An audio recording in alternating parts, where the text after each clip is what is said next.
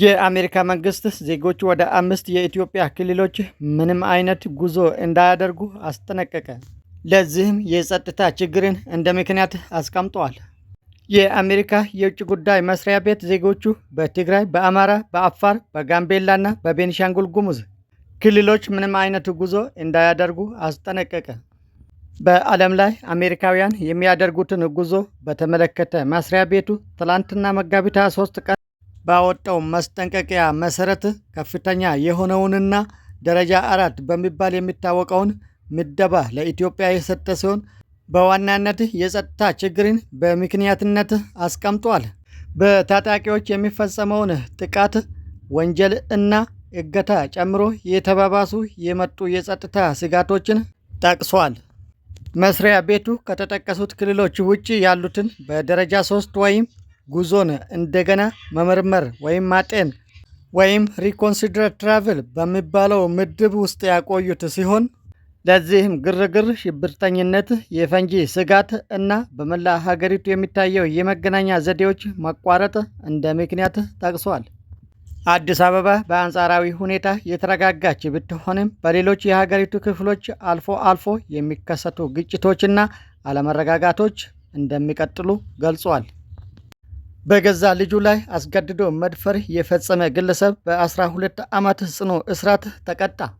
የሲዝ ከተማ አስተዳደር የመጀመሪያ ደረጃ ፍርድ ቤት የገዛ ልጁን በመድፈር ወንጀል በተከሰሰ ግለሰብ ላይ የ12 ዓመት ጽኑ እስራት በመቅጣት ውሳኔ አሳለፈ። ተከሳሽ ዳንኤል ወልዴ ጥር 24 ቀን 2018 ዓ.ም ዕድሜዋ 14 ዓመት የሆናትን ልጁን ራሷን መከላከል በማትችልበት ሁኔታ እና ባለቤቱ ማለትም የልጅቷ እናት ባሌለችበት ወቅት ኃይል በመጠቀም መድፈሩ በክስ ተብራርቷል። አቃቤ ሕግ ከፖሊስ የተሰበሰቡ ጠንካራ የሰውና የሰነድ መረጃዎችን ለችሎቱ አቅርቧል። ተከሳሹ በቀረበበት የወንጀል ክስ ላይ በቂ መከላከያ ማስረጃ ማቅረብ ባለመቻሉ ፍርድ ቤቱ ጥፋተኝነቱን አረጋግጧል። የችሎቱ ዳኛ ድርጊቱ እጅግ ነውረኛ፣ ኢሞራላዊና ቤተሰባዊ እሴትን የጣሰ በመሆኑ ተከሳሹን የሚቀጣና ለሌሎችም ትምህርት የሚሰጥ የ12 ዓመት ጽኑ እስራት እንዲቀጣ ወስነዋል።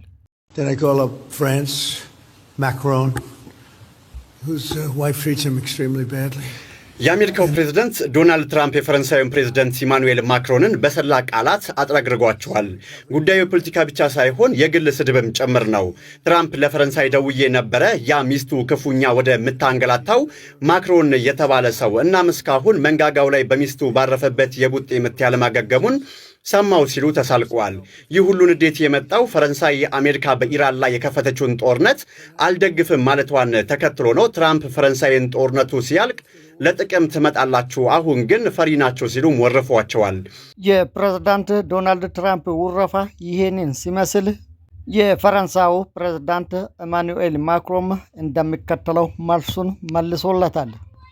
የፈረንሳዩ ፕሬዝዳንት ማክሮን በዶናልድ ትራምፕ አስተያየት ላይ ያላቸውን ቅሬታ ገለጹ። የፈረንሳይ ፕሬዝዳንት ኢማኑኤል ማክሮን የአሜሪካ ፕሬዝዳንት ዶናልድ ትራምፕ ስለ ትዳራቸው የሰጡትን አስተያየት አጥብቀው ተቃውመዋል።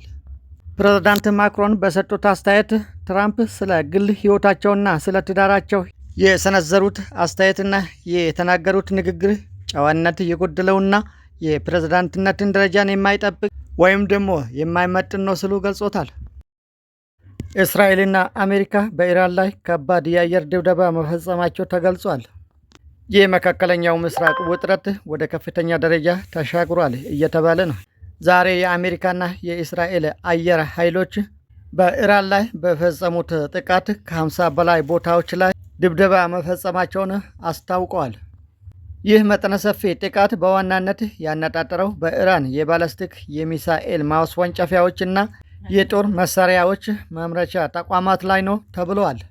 በዛሬው ጥቃት እስራኤል የኢራንን የረጅም ርቀት ሚሳኤል አቅም ለማዳከም ታልሞ በተሰነዘሩት በእነዚህ ጥቃቶች የሚሳኤል ማስወንጨፊያ ጣቢያዎችንና የድሮን ማከማቻዎችን አውድማለሁ ብላለች። እስራኤል የሚሳኤል ማስወንጨፊያዎችን አውድማለሁ ብትልም ከጥቃቱ በኋላ ኢራን ሚሳኤሎችን በማስወንጨፍ መልስ ሰጥታለች። ኢራን ከጥቃቱ በኋላና ማምሻውን ብዙ ሚሳኤሎችን ወደ እስራኤል በመተኮስ ሰፊ ጥቃት ፈጽማለች ተብለዋል።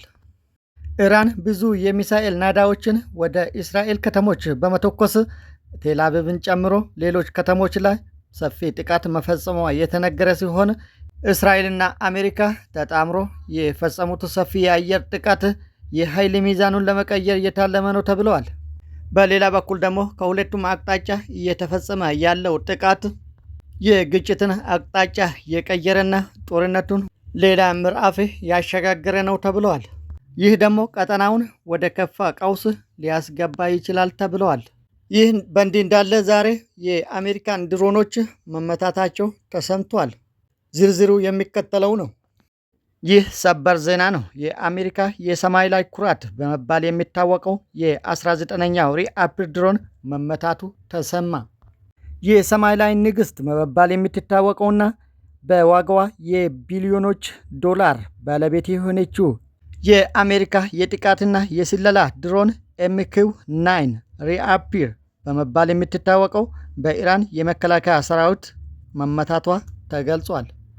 ይህቺ አደገኛ ድሮን በኢራን ሰማይ መመታቷ የዓለምን ትኩረት ስባለች።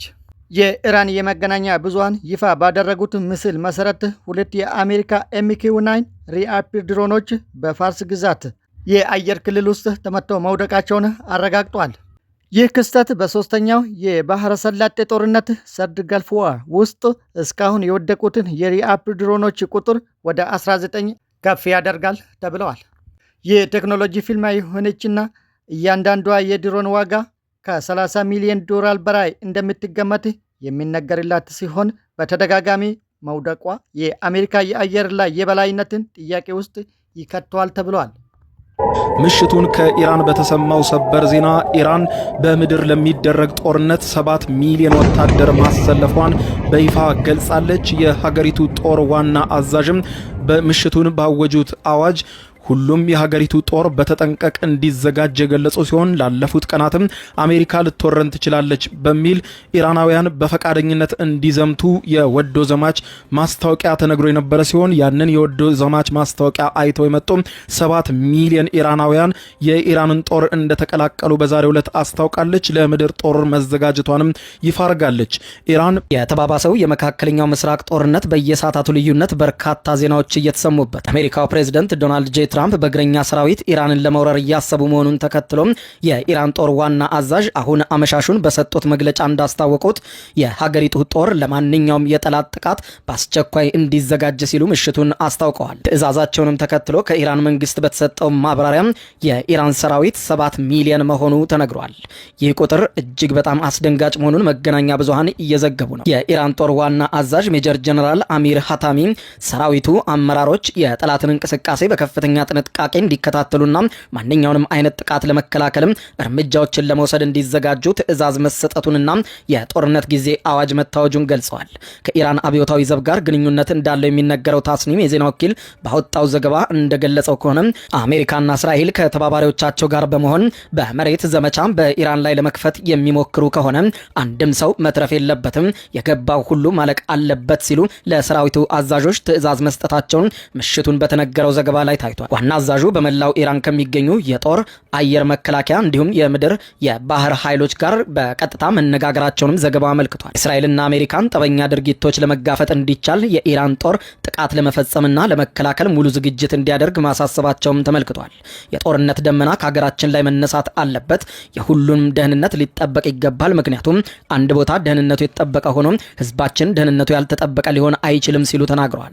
ጦር አዛዡ ይህንን ያሉት ፕሬዝዳንት ዶናልድ ጄ ትራምፕ በሚቀጥሉት 2 ሳምንታት ውስጥ ታይቶ የማይታወቅ ኃይለኛ ብርቱ ምት ለመምታት እንደተዘጋጁ የተገለጸ ሲሆን አሜሪካም እግረኛ ወታደሮቿን በስፋት ወደ መካከለኛው ምስራቅ እያስጠጋች የኢራን ደሴቶችን ለመውረር እየተዘጋጀች ነው በሚባልበት በአሁኑ ሰዓት ነው። ይህንን ተከትሎ ታዲያ የኢራን 7 ሚሊዮን ይደርሳል የተባለው ሰራዊት ቁጥር ጉዳይ በርካቶችን አነጋግሯል። ከአሜሪካና እስራኤል ጥቃት ከተጀመረ ጊዜ አንስቶ 7 ሚሊዮን ኢራናውያን ሀገራቸውን ለመከላከል በፈቃደኝነት ለወታደራዊ አገልግሎት ከሰራዊቱ ከሰራዊቱ ጋር መታጠቃቸውንና መሰለፋቸውን የኢራን ፓርላማ አፈ ጉባኤ ምሽቱን አስታውቀዋል። የኢራን ፓርላማ አፈ ጉባኤ መሐመድ ባግሄር የሀገሪቱ መንግስት ባካሄደው ከፍተኛ ብሔራዊ ዘመቻ በሚሊዮን የሚቆጠሩ ኢራናውያን ታጥቀው ሀገራቸውን ለመከላከል ቁርጠኝነትን አሳውቀዋል ብለዋል። እስካሁንም ከህዝቡ መካከል መሳሪያ አንግበው ጦርነቱን ለመቀላቀል የመጡት 7 ሚሊዮን ኢራናውያን ናቸው ሲሉ ገልጸዋል። ከዚህ በፊት አድርገነዋል፣ አሁንም ልንደግመው ዝግጁ ነን፣ መላው ኢራናውያን ነው የምንገጥመው በማለት እስራኤልና አሜሪካን ሞክሩን፣ በመሬቱ ያን ጊዜ የሚሆነውን ታያላችሁ ብለዋል። በኢራን መንግስት ውስጥ ከፍተኛ ተሰሚነት ያላቸው አፈጉባኤው ይህንን ያሉት ፕሬዝዳንት ትራምፕ እየተካሄደ ያለውን የድርድር ጥረት ውጤት ካላስገኘም በቀጣዮቹ ጥቂት ቀናት ውስጥ ከባድ ጥቃት ፈጽማለሁ ማለታቸውን ተከትሎ ነው።